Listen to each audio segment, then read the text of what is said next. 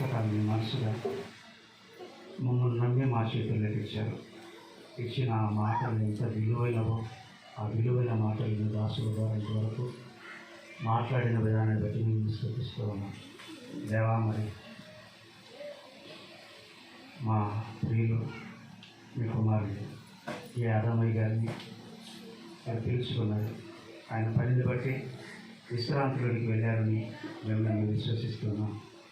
కుటుంబానికి ఓదార్పును నెమ్మదిని, సంఘానికి ఓదార్పును నెమ్మదిని ప్రసాదించమని, చేరుకుడు వచ్చిన వారికి ఆదరణ నెమ్మది దయచేయమని ఈ పాద సన్నిధిలో జ్ఞాపకం చేస్తూ మా ప్రభువు మా ప్రాణ విమోచకుడైన క్రీస్తు ఉన్నతమైన నామంలో అడిగి వేడుకుంటున్నాము తండ్రి. ఆమేన్. ఈ మధ్యాహ్న కాల వేళలో 10 నిమిషాలలోపే ముగించడానికి ఇష్టపడుతున్నాను. సమయమైంది. ఎంత సుదర్శించారు కనుక ఇప్పటి వరకు విన్న మాటలు ఎంత విలువైన మాటలు వినగలిగాను. కానీ ఈ సందర్భంలో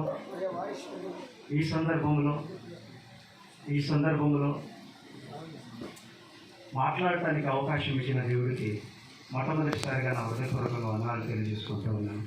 అదేవిధంగా దేనికను అలంకరించిన దైవజనులకును చేరికుడు వచ్చిన దేవుని పిల్లలైన వారందరికీ ప్రభువైన యేసుక్రీస్తు ఘనమైన నామములో శుభములు వందనములు తెలియజేసుకుంటూ ఉన్నాను.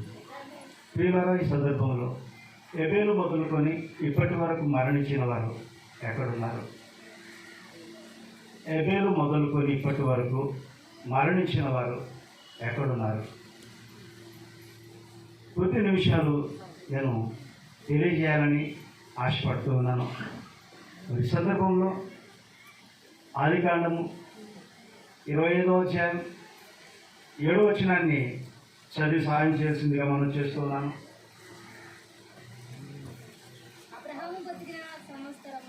అబ్రహాము గారు బ్రతికిన సంవత్సరములు 175.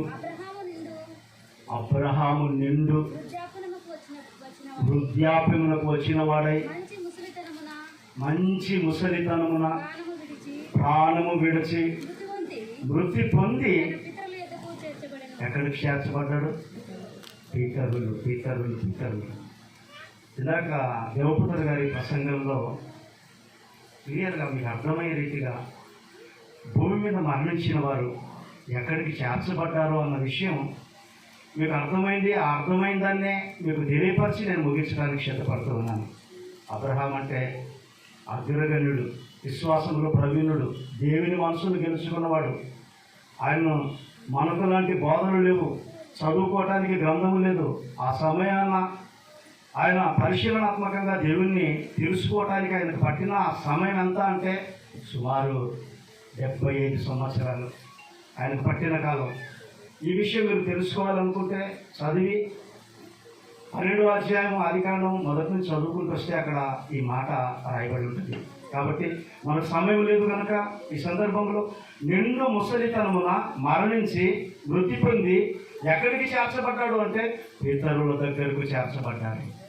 పితరుల దగ్గరకు చేర్చబడ్డాడు అన్నమాట. అదే ఇసాకు గర్భవాసం నుంచి వచ్చిన కుమారుడు. ఇసాకు కూడా ఆయన ఎక్కడికి చేర్చబడ్డాడో, ఎక్కడికి వెళుతూ ఉన్నారో అన్న మాటలు కూడా ఆదికాండము 35వ అధ్యాయము 28వ వచనాన్ని చదివితే మనకు అక్కడ అర్థమయ్యే రీతిగా దేవుని మాటలు మనకు అనిపిస్తూ ఉన్నాయి. 28వ వచనం, 35వ అధ్యాయం 28వ వచనం. ఇస్సాకు బ్రతికిన దినములు 180 సంవత్సరములు.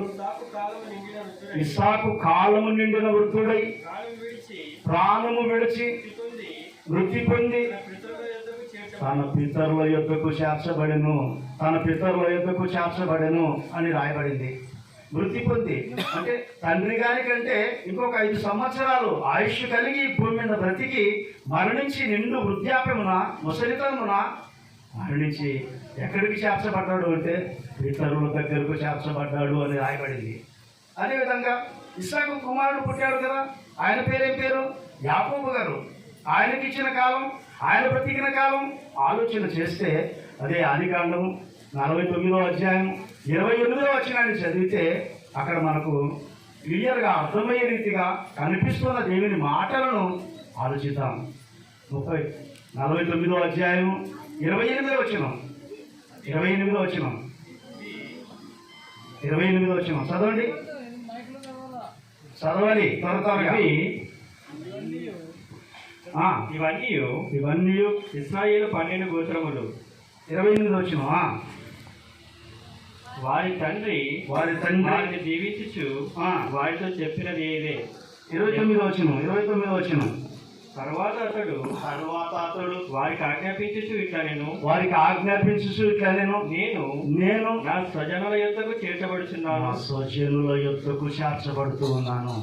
ఎవరు స్వజనులు వివరించడానికి టైం లేదు, కానీ దైవ సేవకులు ఉన్నారు, అర్థం చేసుకోగలరు. అర్థం చేసుకొని లేఖనాన్ని ఇప్పటి వరకు అపార్థం చేసుకున్న వాళ్ళు కూడా మన మధ్యలో లేకపోలేదు. కానీ ఇక్కడ స్వజనులు, అక్కడ పితరులు, పూర్వీకులు ఏబేలు మొదలుకొని ఇప్పటి వరకు మరణించిన వారు ఎక్కడున్నారు అంటే ఉన్న విషయాలు ఇక్కడ చెబుతూ ఉన్నారు భక్తులు. వారి యొక్క బ్రతికిన వారికి ఇవ్వబడిన కాలాన్ని ముగించక మునుపు అబ్రహాం గారు నేను చావక మునుపు చావబోతూ ఉన్నాను, చచ్చి నేను ఎక్కడికి వెళ్తూ ఉన్నానంటే పూర్వీకులు ఇతరులు అని ఇస్సాకు అయితే క్లియర్గా అర్థమయ్యే రీతిగా మనకు లేఖనాలలో రాయబడ్డ మాట చదువుకుంటేనే మనకు అర్థమవుతుంది. అలా కంటిన్యూ చదవండి. హిత్తీయుడైన ఎఫ్రోను భూమి మీద ఉన్న గుహలో నా తండ్రుల యొద్ద నన్ను పాతి పెట్టుడి. ఆ గుహ కనాను దేశమందలి మామూలు ఎదుటనున్న బాష్పేల పొలములో ఉన్నది. అబ్రహాము దానిని ఆ పొలమును హిత్తీయుడగు ఎఫ్రోను యొక్క శ్మశాన భూమి కొరకు స్వాస్థ్యముగా కొనెను. అక్కడనే వారు అబ్రహామును అతని భార్య శారాను పాతి పెట్టిరి. అక్కడనే ఇస్సాకును అతని భార్యను భార్య రిబ్కాను పాతి పెట్టిరి. అక్కడనే నేను లేయాను పాతి పెట్టేది. ఇప్పుడు 33 చదివితే మనకు అర్థమవుతుంది. యాకోబు తన కుమారులకు ఆజ్ఞాపించుట చాలించి మంచం మీద తన కాళ్ళు ముడుచుకొని ప్రాణము విడిచి తన స్వజనుల యొద్దకు చేర్చబడెను అని రాయబడింది. ఇంతకీ పితరులు స్వజనులు ఎక్కడ ఉన్నారు అంటే పరదేశిలో ఉన్నారు. చెరగా పట్టుకొని ఈవులను అనుగ్రహించుటకు యేసుక్రీస్తు వారు అంటే పరలోకం, భూలోకం, పాతాళ లోకము, 3వ లోకానికి కొనిపోబడుతూ ఉన్నారు అని స్పష్టంగా మనకు కనిపిస్తుంది. కాబట్టి మరి 2 విషయాలు మీకు గుర్తు చేస్తూ ఉన్నాను. మత్తయి సువార్త 22వ అధ్యాయము 31-32 వచనాలను ఆలోచన చేస్తే, అబ్రహాము గారిని ఉద్దేశించి మాట్లాడుతున్న మాటలను ఆలోచన చేస్తే మనకు అక్కడ అర్థమయ్యే రీతిగా రాయించాడు. 22వ అధ్యాయము 31వ వచనం, 31-32 మృతుల పునరుత్థానమును గురించి నేను అబ్రహాము దేవుడను ఇస్సాకు దేవుడను యాకోబు దేవుడనై ఉన్నానని దేవుడు మీతో చెప్పిన మాట మీరు చదవలేదా? ఆయన సజీవులకే దేవుడు గాని మృతులకు దేవుడు కాడు అని వారితో చెప్పాను. చాలు. అక్కడ రాయబడ్డ మాటలను ఆలోచన చేస్తే అబ్రహాము, ఇస్సాకు, యాకోబులు ఎక్కడున్నారో అన్న మాటను మనకు అర్థమయ్యే రీతిగా లూకాసు వార్త మనం ఎప్పుడు చదువుకుంటున్న మాట 16వ అధ్యాయము 22వ వచనాన్ని చదివితే మనకు అక్కడ కనిపిస్తుంది. లూకాసు వార్త 16వ అధ్యాయం 22, 23, 24 వచనాలలో రాయబడ్డ మాట ఆలోచన చేస్తే ఆ దరిద్రుడు చనిపోయి దేవదూతల చేత అబ్రహాము రొమ్మున ఆనుకొనుటకు కొనిపోబడెను అని రాయబడింది. అబ్రహాము రొమ్మున. అసలు అబ్రహాము ఎక్కడున్నాడని మనకు అర్థమవుతుంది అని ఆలోచన చేస్తే పరదేశులో ఉన్నాడు. ఇక పరదేశులో ఉన్న అబ్రహాము రొమ్మున ఆనుకొనుటకు ఎవరు కొనిపోబడ్డారు అంటే లాజరు కొనిపోబడ్డాడు. లాజరు ఎలా కొనిపోబడ్డాడు అని ఆలోచన చేస్తే దేవదూతల చేత. ఈరోజు భక్తులుగా ఈ భూమి మీద బ్రతుకుతున్న మనకి ఇచ్చిన కాలం చెల్లిపోతే దేవుడు నరులారా రండి అని పిలిస్తే ఆ పిలుపే మనకు చావు అయితే ఆ చావు మనకు వరంగా మారి ఉన్నతమైన లోకానికి చేరుకునే విధంగా ఉన్న ఆ మాటలను ఆలోచన చేస్తే ఇక్కడ రాయబడ్డ మాట మనం అందరం మరణించినా, లేకపోతే లాజరు మరణించగానే మరణించిన మరుక్షణం అంతే అతని దగ్గరికి ఎవరు వచ్చారంటే దేవదూతలు వచ్చారు. మనము కూడా మరణించగానే ఎవరు రావాలి అంటే దేవదూతలు రావాలి. దేవదూతలు రాలేదు అంటే ఇక అయిపోయింది, అంతే. కాబట్టి ఇలా దేవుని మాటలను ఆలోచన చేస్తే ఇంటికి వచ్చేసరికి అబ్రహాము రొమ్మును ఆనుకొని కొనిపోబడ్డ లాజరును ఉద్దేశించి ఆలోచన చేసిన ఇంటికి వచ్చేసరికి ధనవంతుడు కూడా అక్కడ చనిపోయాడు, పాతి పెట్టబడ్డాడు. అప్పుడు అతడు పాతాళములో బాధపడుటకు కనులెత్తి దూరము నుండి అబ్రహామును అతని రొమ్మున ఆనుకొని ఉన్న లాజరును చూసి అని రాయబడింది. ఇది కథ కాదు, యథార్థ గాథ. ఈ మాటలను నమ్మి విశ్వసించే వారందరికీ దేవుడు రాయించిన మాటలు. 66 పుస్తకాలలో మహాజ్ఞానంగా రాయించిన ప్రతి మాట కాలానుగుణంగా చదవాలి, కాలానుగుణంగా చదివి అర్థం చేసుకోవాలి. అర్థం చేసుకొని అలా మా జీవితాలను ముందుకు కొనసాగింప చేసుకోవటానికి దేవుడు రాయించిన అద్భుతమైన మాటలు.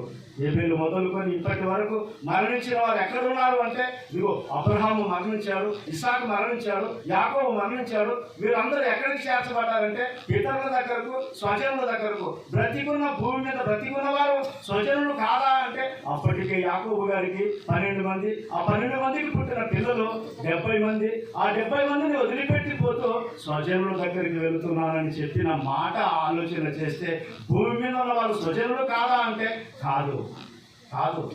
స్వజనుడు కాదు. ఎవరు?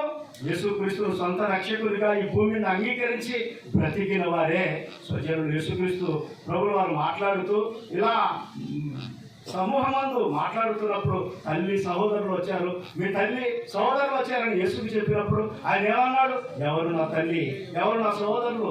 వాక్యము విని వాక్య ప్రకారము ప్రవర్తించేవారే నా తల్లి, నా చెల్లి అని చెప్పాడు. కాబట్టి ఈ భూమి మీద బ్రతికుండగానే మనం చేయాల్సినది ఒకటే. ఆ ఒకటి ఏంటంటే క్రీస్తును సొంత రక్షకుడిగా అంగీకరించి ఈ భూమి మీద బ్రతికితే ఆ బ్రతికిన వారు ధన్యకరమైన జీవితాన్ని పొందుకుంటారని. ఇక్కడ ఎవరైనా బాప్తిసం తీసుకోకుండా నిర్లక్ష్య ధోరణితో వాక్యం వింటూ కాలక్షేపం చేసుకునే వాళ్ళకు సువర్ణ అవకాశం. విలువైన అద్భుతమైన మాటలు రెవరెండ్ కె ఆదవయ్య గారి జ్ఞాపకార్థ కూడికలో మీ అందరికీ తెలియజేసే మాటలు, ఆయన బ్రతికుండగా తెలియజేసిన మాటలు. బ్రతికుండగా ప్రతి సందర్భంలో ఆయన పెద్దలు గౌరవనీయులు. ఆయన మాట్లాడితే ఇలా మైకు దొరికితే ఎంత అనర్గళంగా మాట్లాడేవాడో అంత అనర్గళంగా మాట్లాడిన ఘనత ఆయనది. ఆయన నాకు ఎప్పుడు పరిచయం అయ్యాడు అంటే ఇదిగో 97లో సుందరరావు గారి మీటింగ్ కట్టె మిగిల్చింది కన్నెట్టి కాదా 4 రోజుల సభ ఏర్పాటు చేశారు. ఆ 4 రోజుల సభకు నేను వచ్చాను. వచ్చి దీన్ని మారి నేను ప్రసంగికుడిని అయ్యాను. అలా శ్రమ పడ్డవాడు, అలా కష్టపడ్డవాడు.